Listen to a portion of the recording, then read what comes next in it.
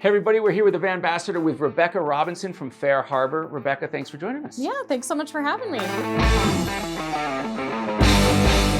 So tell us first, how did you get into the field of outdoor recreation and all of that? Yeah, so I'm born and raised in Colorado, so I feel like it's kind of in the water. So you end up naturally gravitating towards those things. So big camping and hiking as I was growing up, and then started in the travel industry about 9 years ago. So that's kind of been an additional expansion on that. Your first entree into this was what? What was the first job you had in the space? Yeah, so I actually have a master's degree in international journalism. So I've been a big traveler since I was 19, so that's been a while. And then I started as a travel agent with Visa Concierge. So that's where I kind of got started with the world of travel bookings and making it more of a career, and eventually found myself at FareHarbor about 3 years ago. International, what was the impetus for you to think about having an international mindset and going into that career? Yeah, I mean, really it was wanting to be able to travel and explore the world and also share it with others. So ultimately, while working in the travel industry, I'm doing that same thing. So even though I'm not a journalist at this time, I love sharing ideas and culture and activities with other people, and it's really been a really fun journey. FareHarbor is what? FareHarbor is an SaaS software company. So we're cloud-based. Basically, we work with over 20,000 tour operators and activity providers around the world, and we provide booking software solutions, ticketing, reservation, basically business management through those opportunities and experiences that we all love. So we work with everyone from zoos to paddleboard rentals and camping trips, a little bit of everything in between. So what was the need that was solved and that you're solving for in this space? Yeah, so our founders back in 2013 realized that there wasn't as strong or robust of a software to manage things like boat rentals. That's really where we started. So we could have a manifest, so you could check people in and out, so you could easily sell through someone else's website. So that's kind of our guiding baseline, and we still operate where we are kind of a pop-up on a website and people can just integrate us into their websites, and it's easy for people to go through that process. Has your feature set changed as you go to different markets? Yeah, I think like any good business, you adapt to what's happening in the world. So sometimes it's going to be because of technology changes or demands across different environments. So we maybe started with boats, but then zoos have a different need, or museums. So you might add memberships or different things like that. Culturally, we've also expanded. So we started in Honolulu, but now we have an office in Denver and Boston and San Francisco, but we also work with our parent company Booking in Amsterdam, and we have an office in Sydney.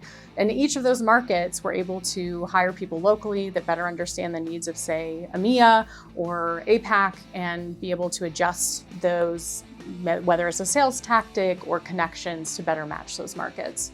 Do you adjust your product for different markets? Yeah, so our product is really comprehensive. So there's a lot of moving pieces, and you can really customize it to whatever you need. So while some features might be more popular in one place or another, it kind of just depends on what the individual needs. However, we've noticed that there's different cultural norms when we're trying to work with people through the software. So whether it's being in a community and your friend uses the software, so then you're more likely to use it, or whether you just hear word of mouth, somebody's reliable. So sometimes we have to adjust our tactics in those areas to make those important connections. And I think ultimately that's travel, is having those important connections with other people. Can you give me some of the examples of tactics you might use in a market, you said, for example, New Zealand or elsewhere? Yeah, so New Zealand or Honolulu or Hawaii, they're really kind of that island culture where everybody knows everybody, everybody talks to each other, and it helps a lot to be enmeshed in those communities. So our Honolulu, Hawaii work has been really successful because we started there,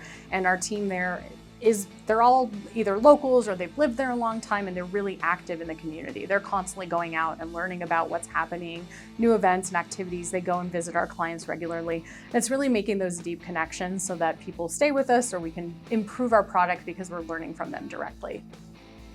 So this is interesting. So you still have the face-to-face, even though it's a technology company. Is there a pressure? For a lot of technologists I know build out a product and they don't necessarily want to interface with a client. They like to think that their product. Has there been a pressure from top down where you're like, no, we shouldn't have to coerce them or communicate with them. They should love the product and use the product? Yeah, I think that goes back to where we started. So we started because these two guys were beach bums and they wanted some way to make money and to survive. And so it's working with those companies that they loved, whether it was surfing or boating or whatever, to make a product. So I think when we started there, it kind of just expanded. And so we consistently send our account managers or account executives out to meet clients, whether we're trying to onboard them or just keep them or help them with a new process. We do events around the country every year, so we can have meetups or our big conference that we hold every year. So it's a chance for everyone to come together and connect. So luckily, all of our upper management loves that as well. And like they're even willing to get in and go visit a client when there's an opportunity if they can. You work with people from different cultures in your company.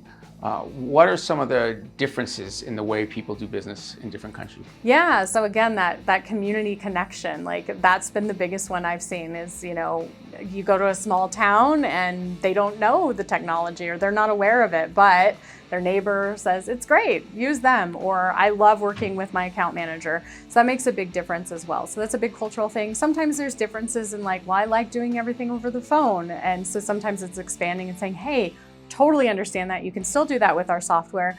However, maybe you want to connect with new markets or people from another country that they're very used to making reservations in advance. So we find different ways that we can communicate the value that we have. Where do you want to be in your career in 5 years? Oh, good question. I always said when I got started in my adult life that I just wanted to travel. So whatever that looks like. So luckily with my role, I'm able to travel quite a bit to conferences and to meet clients and to do exciting things. So I'd love to keep doing more of this. My personal goals are to connect more with nonprofits, really support Indigenous and marginalized communities and really amplify their tour businesses and the value of visiting those groups and really make it a more equitable space across travel. Where do you see technology and the current trends in AI and all of that? Where is that? What's that going to do for FareHarbor and all of that? Yeah, so we're using AI a little bit. I would say I'm a slower adopter of it. I like, you know, the written word, the human element, the mistakes and all of that. But I think it has some value in really kind of analyzing the data and information that we receive. We have mountains of the stuff, but we don't always know what to do with it. So that analysis and looking at it in a more holistic way will allow us to better improve our product, to better meet certain market needs, and to really understand where maybe the next steps are. Rebecca Robinson from FareHarbor, thanks for spending some time with us. That was great. I really appreciate it. We'll see you out there on the road on a kayak or somewhere. Perfect. You know? Thank you so much.